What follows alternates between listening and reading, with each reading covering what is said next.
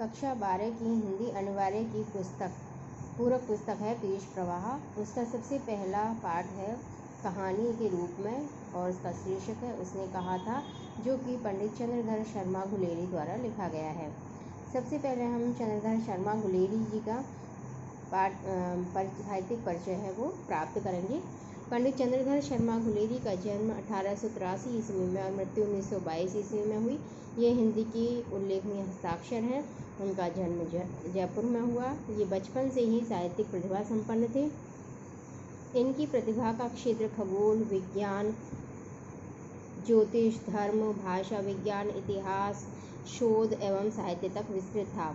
उसने कहा था, हिंदी की प्रसिद्ध कहानी है जिसका प्रकाशन 1915 में हुआ। इसके अतिरिक्त उन्होंने सुखमय जीवन और बुद्धू का कांटा आदि कहानियाँ भी लिखीं। कछुआ, धर्म, मारेसी मोई उठाव आदि उनकी निबंध कला की प्रतिमान हैं।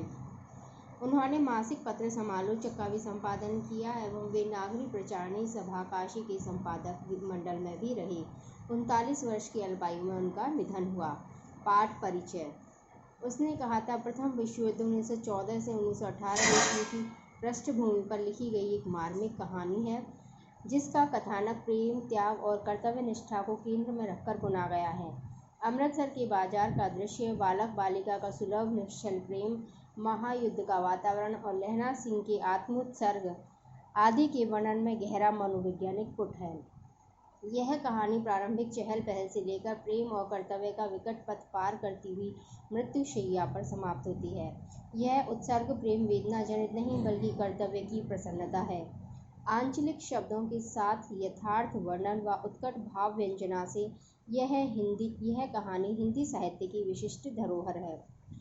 अब हम इसके पहले अध्याय इसको भागों में बांटा गया कहानी को। पहला 1 नंबर कहानी है। इसमें पंजाब के एक बाजार का वर्णन है जहाँ पर ये गाड़ी घोड़े हैं वो चल रहे हैं। एक लड़की है वो एक दुकान पर कोई सामान लेने आती है और एक लड़का दुकान पे सामान लेने आते हैं। दोनों में थोड़ी बात होती है कि आपस में पूछते हैं कि तुम्हारा घर कहाँ है, तो वो अपना अपना परिचय है वो देते हैं। इसके बाद वो चले जाते हैं। लड़का उस लड़की से पूछता है कि तेरी कुड़माई होगा। लड़की शर्मा कर चली जाती है। फिर दूसरे तीसरे दिन वो वापस मिलते हैं और लड़का पुनः यही प्रश्न पूछता है। लड़की हंस करके और चली जाती है। लेकिन एक बार जब वो पूछता है लड़का मुझसे कि तेरी कुड़माई होगी, तब वह लड़की है वह बताती है कि ये कल ही हुई है और ये रेशम का कढ़ा हुआ सालू है, ये तुम्हें नहीं दिखता है क्या। उसके बाद वो लड़की चली जाती है और लड़का बड़ी मुश्किल से अपने घर पहुंचता है। कभी किसी की छाबड़ी गिरा देता है, किसी कुत्ते के पत्थर मार देता है, किसी का दूध उड़ेल देता है। इस तरह से वो जैसे तैसे करके अपने घर है वो पहुंचता है। 2 में हम देखते हैं कि युद्ध का वर्णन है प्रथम विश्व युद्ध का। जब भारत को शामिल किया गया था प्रथम विश्व युद्ध में, तो ये लहना सिंह है वह भी वहाँ पर गया हुआ था और सूबेदार जो कि उस लड़की का पति है वर्तमान में, वो भी वहीं है। तो वहाँ का ये दृश्य दिखाते हैं कि किस तरह से वो उसमें खंदकों में बैठे हुए हैं और वहाँ अत्यंत ठंड है, सर्दी है वो पड़ रही है। और जो उसका लड़का है सूबेदारनी का बोधा, उसको बुखार आया हुआ है। तो लहना सिंह अपने जो कंबल इत्यादि और अपनी स्वेटर है वो उसको दे देता है और स्वयं है वो ऐसे ही आग के पास में बैठा रहता है। वो आपस में बातें भी करते रहते हैं। 3 है, इसमें उनका ही खंदकों का ही वर्णन है कि किस तरह से वो वहाँ पर अपनी उपस्थितियाँ वो दे रहे हैं। अब जब वो लहना सिंह बाहर रखवाली कर रहा होता है, तब एक जर्मनी जो होता है वो जर्मन उनके सूबेदार उनका लेफ्टिनेंट होता है उसको लेफ्टिनेंट बोला है इसमें। तो उसके वेश बना करके उनके कपड़े पहन करके वो आ जाता है और जो लहना सिंह है वो अपनी चतुराई से उसकी सारी जो बातें हैं वो निकाल लेता है। वो उससे पूछता है कि ये वो लहना के पंजाबी हैं। वो कहता है कि पंजाबी जो सिगरेट पीते हैं और शिकार करते हैं जंगलों में, उनका रोज़ों का उनकी सींग होते हैं। तो इस तरह से वो सारी बातें कहता है। तो ये जर्मन तो भारत नहीं गए होते हैं, उन्हें तब पता नहीं होता है, अंग्रेज़ों को मालूम होता है। उसके बाद में 4 नंबर में ये है कि वो लहना सिंह है वो अंदर जा कर के और उनको खबर करता है अपने साथियों को कि ये जो व्यक्ति है ये जर्मन का है और अपना जो वो है लेफ्टिनेंट वो नहीं है। तब वो एक व्यक्ति उसको लहना सिंह तो वहीं रह जाता है और उसको बाहर भेज देता है। जो सूबेदार बाहर निकला था, क्योंकि सूबेदार को मालूम नहीं था, तो वो सूबेदार वहाँ बाहर चला गया था अपनी दूसरी खाई पर धावा देने। तो उसको भेजता है एक व्यक्ति को और वो चला जाता है और लहना सिंह उस साहब को उससे बंदूक की उससे बट से मारता है और मार करके और उसको गिराता है। उसकी तलाशी लेता है तो उससे सामान निकलते हैं और लेकिन उसने उसके जूतों की तलाशी और मोजों की तलाशी नहीं ली होती है और उस सामान निकाल लिया होता है। और बाद में जैसे ही उसको होश आता है तो वह अपनी पिस्तौल निकालता है और लहना सिंह पर गोली चला देता है और लहना की जांघ में गोली लगती है और उसके बाद में लहना भी गोली चला करके और उसकी मार देता है। लेकिन लहना सिंह बताता नहीं है, बोधा पूछता भी है कि क्या हुआ और वो क्या उस घाव को से बंद कर देता है, साफे से पकड़ करके उसे पट्टी वगैरह बांध देता है।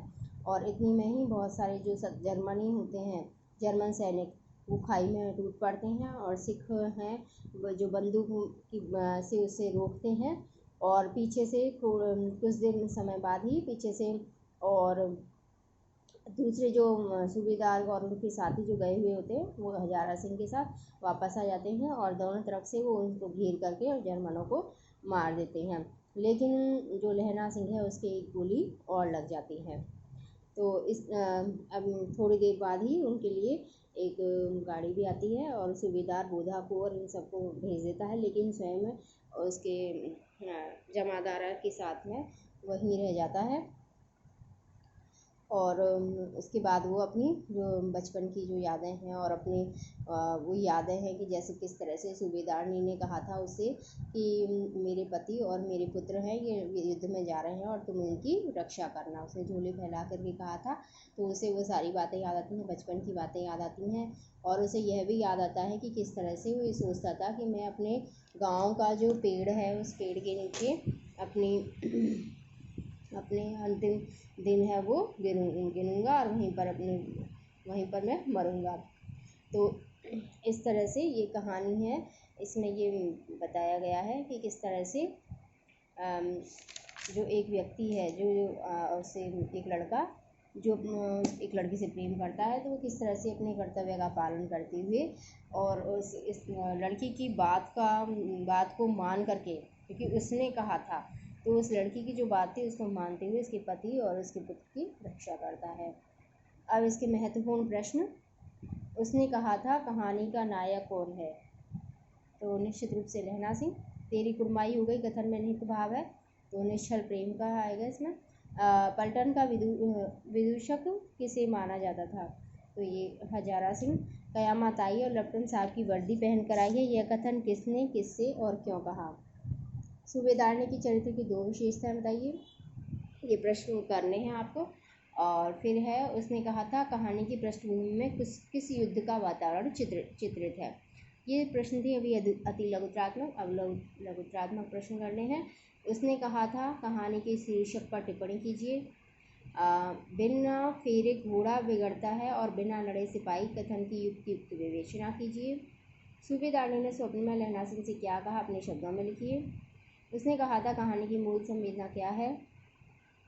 अब निबंधात्मक प्रश्न, यदि आप लहना सिंह के स्थान पर होते तो युद्धभूमि में क्या करते, तर्क सहित उत्तर दीजिए। दूसरा प्रश्न है उसने कहा था कहानी के नायक लहना सिंह का चरित्र चित्रण कीजिए। धन्यवाद।